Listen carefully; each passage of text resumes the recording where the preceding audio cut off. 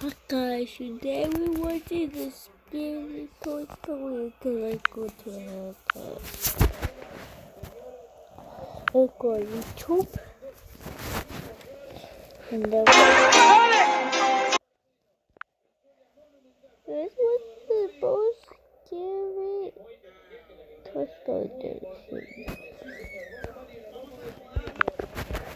Okay. This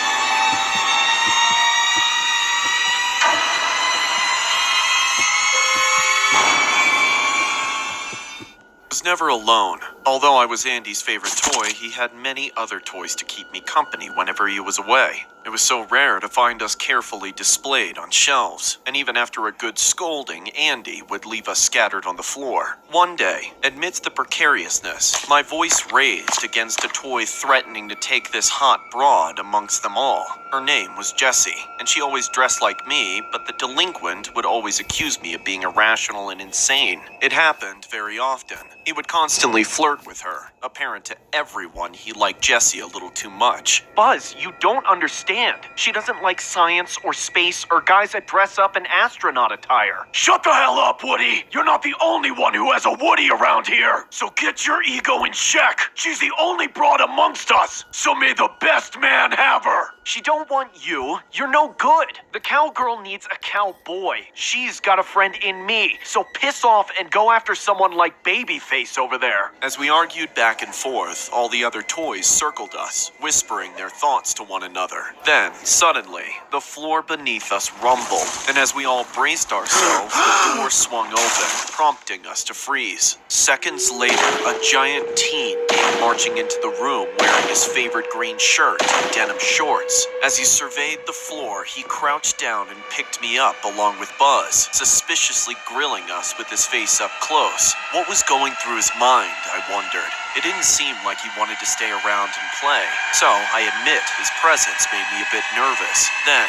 under his breath, Andy said, "Is my mind playing tricks on me? I swear I heard something coming from this room. Must have been around or something." Then his eyes scanned the room a bit further, before he finally gave up thinking about it and left. "He sure picked the perfect time to interrupt," Buzz grumbled. "Hey, Jessie is one thing, but don't you ever talk about Andy like that." "Look at you, Woody. Would you stop sucking up to him? Whether you like it or not, Andy will give us up at some point.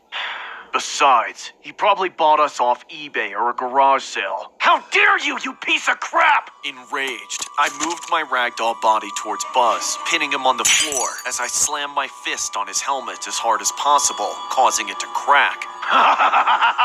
"Do you call that a punch, Woody? I bet Bo Peep can do a lot better than you do." And the fight escalated, prompting some of the toys to cheer for their best bet, while others cowered underneath the bed, afraid Andy would return. And as some of them suspected, Andy rushed back in, the look on his face suggesting he thought we were all moving around. But as Want to stand out from the pack? Get logos, websites, packaging, and more at 99 Designs by Vista.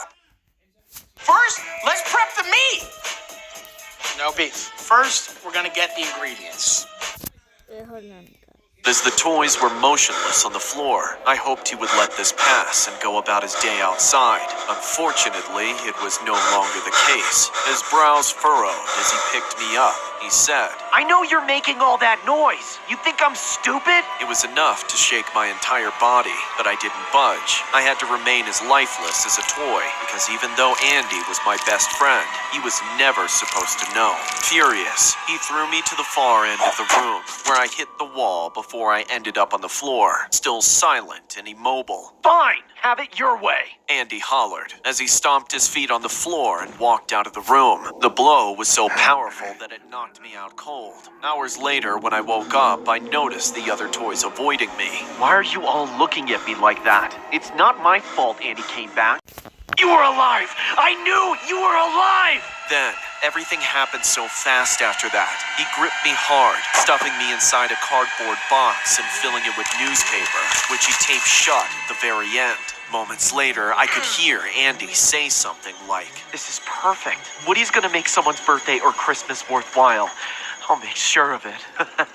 I was so exhausted that I passed out. Then, when I woke up, I was no longer in Andy's room. I was still in the box, except it was open. I could recall looking up at a pink ceiling and had no doubt it was a girl's room. So, as I crawled out of the box, I saw a bunch of Barbie dolls staring at me with a condescending gaze that then turned to a look of fear that would be etched into my memory for as long as I lived. Who the hell are you? And what are you doing in our room? Hey, I can explain. There's no reason to be terrified, I swear. I tried reaching out to them, but they all wanted to avoid me. Why so serious? You've got a friend in me!